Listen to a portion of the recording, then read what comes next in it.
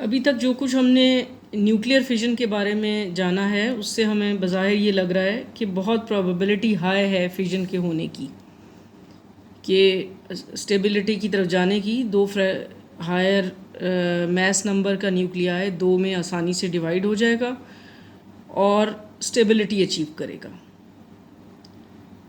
और किसी भी वक्त ऐसा हो सकता है, जबकि हकीकतन ऐसा नहीं है।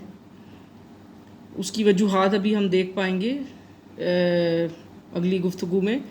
मसलन आप लोग पहले जान चुके हैं कि अल्फ़ा डिके आपने देखा है कि यूरेनियम 238 जब अल्फ़ा डिके होगा उसमें आपको अगर याद हो तो हमने पोटेंशियल बैरियर देखा था, फिर पेनिट्रेशन देखी थी क्या है, प्रोबेबिलिटी क्या है। फाइनली जो हमारे पास आया function, that was the product of Z1 Z2 के जो न्यूक्लियाई जिनमें डिके हो रहा है उनके मैस नंबर के प्रोडक्ट पे डिपेंड करता है। तो जितने स्मॉलर होंगे न्यूक्लियाई उतना आसान है, यानी alpha decay is much easier than the fission of two equal nuclei of 238। मसलन इसकी हाफ लाइफ क्या होगी अगर ये अल्फ़ा डिके हो, तो half life will be about 4.5 into 10⁻⁹ years. इसी का फिजन प्रोसेस हो अगर,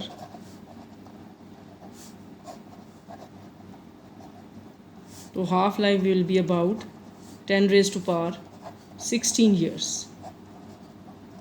तो आम तौर से फिजन जो है वो जब मैस नंबर 250 से ऊपर हो तो फिर ज़्यादा प्रोबेबल है।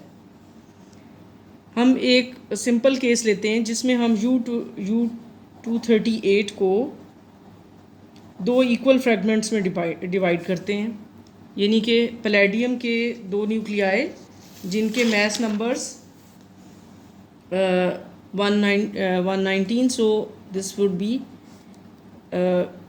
फिजन प्रोसेस के थ्रू ये दो न्यूक्लियाई हमारे पास हैं और कुछ एनर्जी है जिसको इस तरह मैं इंडिकेट कर देती हूँ। ऐसी चीज़ को रोकने में, यानी फिजन बज़ाहिर नज़र आ रहा है कि एनर्जी के हिसाब से हम देखें तो हमें ये नज़र आ रहा है कि इसकी प्रोबेबिलिटी बहुत हाई है, जो कि नहीं है, एक्चुअली नहीं है। वजह क्या है उसकी कि हमारे पास कूलम बैरियर है जो कि हम अल्फ़ा डिके में पहले देख चुके हैं। अब हम उसको फिजन के लिए कूलम बैरियर को समझने की कोशिश करेंगे कि ये फिजन को किस तरह रोक रहा है। तो हमने इसकी मिसाल क्या ली कि यूरेनियम को हम दो इक्वल न्यूक्लियाई में अगर डिवाइड करें तो फिर क्या सूरत हाल होगी, और हम इसको जस्ट बिफोर के, यानी कि ये डिवाइड होने से जस्ट पहले देखना चाह रहे हैं। तो अगर इसी तरह जैसे हमने अल्फ़ा डिके में पोटेंशियल बैरियर लिया था, इसका भी हम पोटेंशियल बैरियर एज्यूम करते हैं।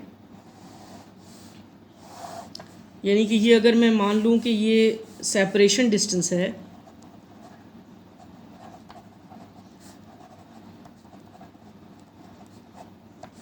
और ये एनर्जी है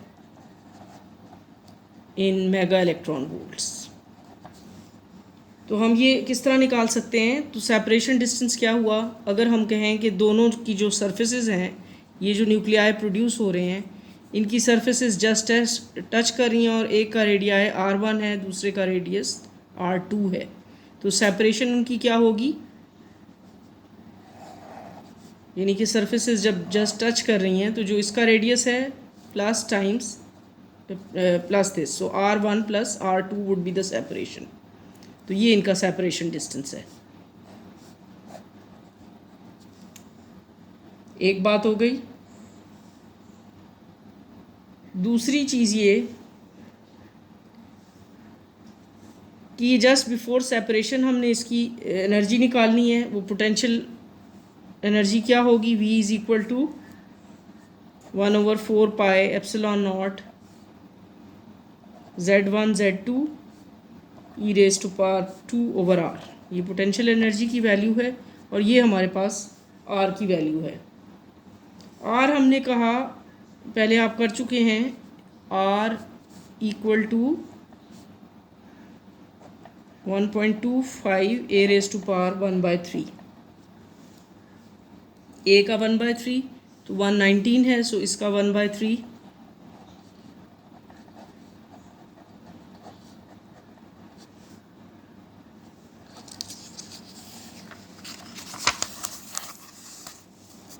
This comes out to be about 6 femtometer.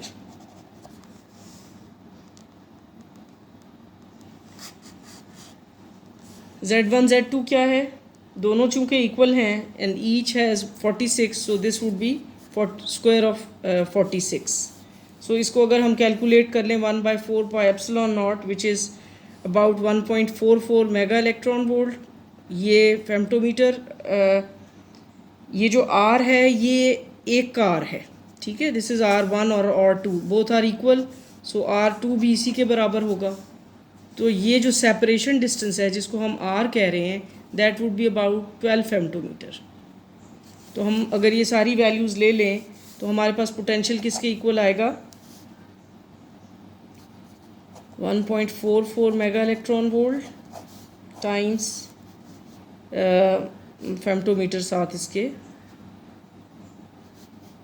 ये मैं इधर नीचे लिख रही हूँ, 46 स्क्वायर। Z1 Z2 की वैल्यू सब्स्टिट्यूट की है और R की वैल्यू क्या? 12 फेम्टोमीटर। तो ये आपके पास अबाउट 250 मेगा इलेक्ट्रॉन वोल्ट की एनर्जी आती है, यानी जस्ट बिफोर सेपरेशन जब वो इधर है। ये तो मैंने ऊपर ड्रॉ कर दिया, यहाँ एक और दूसरे को मैं इसके साथ डॉटेड, ठीक है। एक मैं लाइट ड्रॉ कर रही हूँ, एक मैं डार्क ड्रॉ कर रही हूँ। This is just before separation और ये वो है energy that is 250 mega electron volt.